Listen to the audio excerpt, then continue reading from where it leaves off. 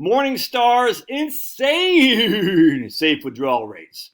I actually like this chart. I'm a big fan. I like Christine. Big fan of Christine and Tao Guo. Don't know who that is.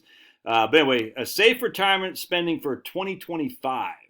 Safe withdrawing rates have declined, says the boys and gals at Morningstar.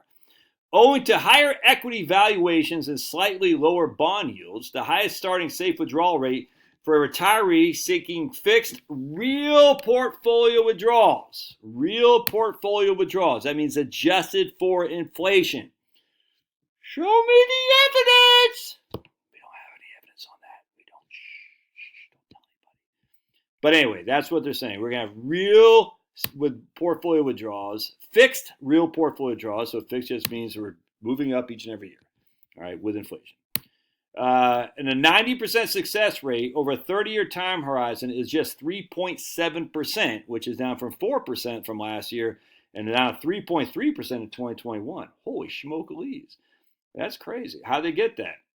Well, they're getting that by using basically, 7.75% rate of return for stocks, 4 to 4.5% rate of return for bonds, which is, I'm using that same rate for bonds. That's significantly higher for their stocks than what I'm using.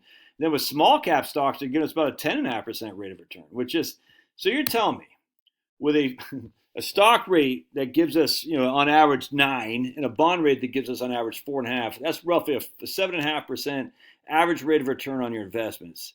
And you're taking real adjustments each and every year with inflation. Your safe withdrawal percentage is 3.7. That's the maximum you could take out to ensure a 90% probability given the parameters they're putting in there. That's just crazy, man. And again, I just want to go back to why they're saying that, because they're saying it because they're doing a real portfolio, fixed real portfolio withdrawals adjusted for inflation. It just drives me up the wall. Anyway, so let's keep going down here because I actually like some of the stuff they do here. Check this out. I like this down here a lot. This is pretty cool. The role of guaranteed income. Key findings when including guaranteed income. So basically, we got $36,000 a year in Social Security. All right, we got a million schmackaroonies.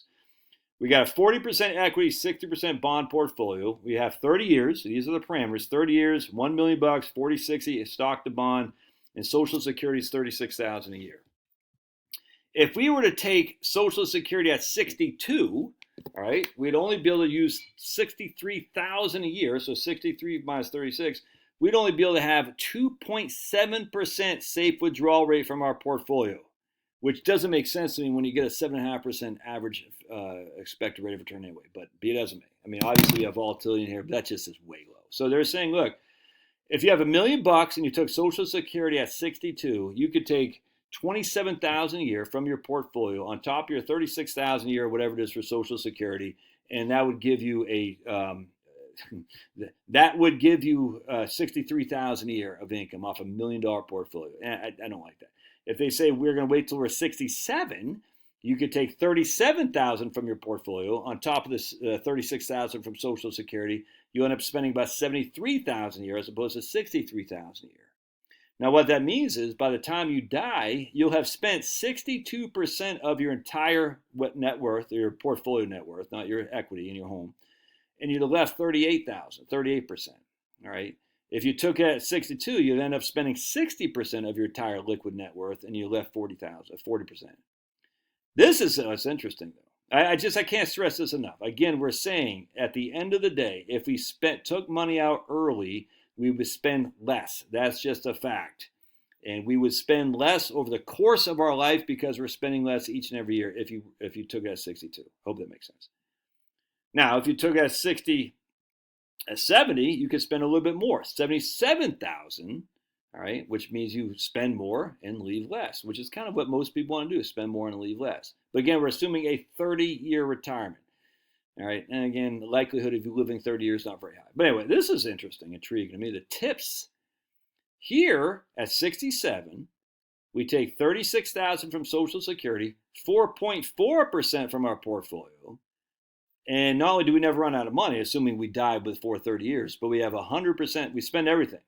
So the last year 29, we're spending everything. We leave nothing, but there's a guarantee we won't run out of money as long as we don't survive 30 years. But of course, if we do survive 31, 32, 33, we still didn't run out of money because we still have $36,000 Social Security. I thought that was pretty interesting.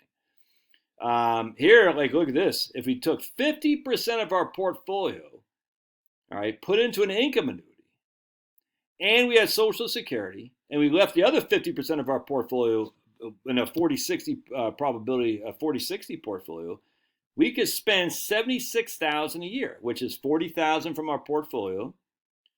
Well, it's not just $40,000 from our portfolio; it's $40,000 from the portfolio and from the annuity, plus the $36,000 of Social Security, and we'd spend the most. Look at that. We spend the most doing that, and leave the less, other than the tips. Other than the guardrails. Yeah, I don't like relying on guardrails. I don't like to use guardrails unless we absolutely positively have to be there overnight. Get that little FedEx thing here. But anyway, that's pretty interesting to me. If you want to spend more, all right, and guarantee not to run out of money, even though you're going to leave less, an immediate annuity works pretty good. All right, let's keep going here. I thought it was interesting. So I like that a lot. Now, I don't know what these deferred annuity, 10%, 18 years, I don't know what that is right here. So I'm not going to go into that. And here's our base case at 3.7, the most. If we're living 30 years, the most you could take out is if you had a 50-50 portfolio, 50 stocks, 50 bonds, all the way down to a 20-80 portfolio, you could take out 3.7% a year. That's it. So $37,000 a year, adjusted each year with inflation, with your Social Security at $36,000 a year. If you live 35 years, you can take 3.4 out. If you live 40 years, 3.1. If you live 21 or 25, 4.3. You can see that. If you live 25.2. All right, so a bunch of stuff going on there. They're using higher rates of return on stocks than I would use for sure. They're using fixed real rates of return, or fixed real withdrawal amounts, which, okay, I get it. You got to start someplace. I get that. I just don't agree with that. And I like how they incorporate other ideas. Wait till take Social Security, include an income annuity, do tips, and put a guardrail in there and all that.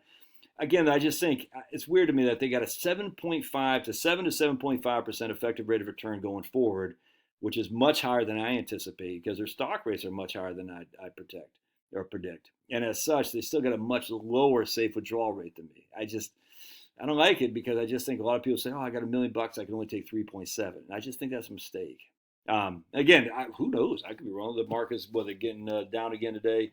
We're in a market crash, Josh. It's a market crash because of Trump. Yeah, so down. All right, so the Dow, I didn't want to do the Dow, stupid Dow. Let's do the S&P 500. So the S&P 500 is at 55.31. It was at 61.40. So it's down 600 points on 61. So it's down 10%, not even quite 10%. Oh my gosh, it's a free fall. It's a free for all. You know who sings that song? 10-year bond is down to 4.2. International markets are down, even though the international markets are up a little bit this year. The international markets are doing better than the domestic markets this year. And then the 13-week Treasury bill is down just a teeny little amount. But anyway, so very interesting to me. What's my EDV doing? Let's take a look at EDV. Oh, look at EDV's up. Hey, look at that. Finally making some noise there. So I went from 65 down to 70. So we made $5 a share in the last month or two. So I'll take that. About time. All right. God bless. Love your thoughts. I'll put a link in the show notes. Smash that like button and subscribe.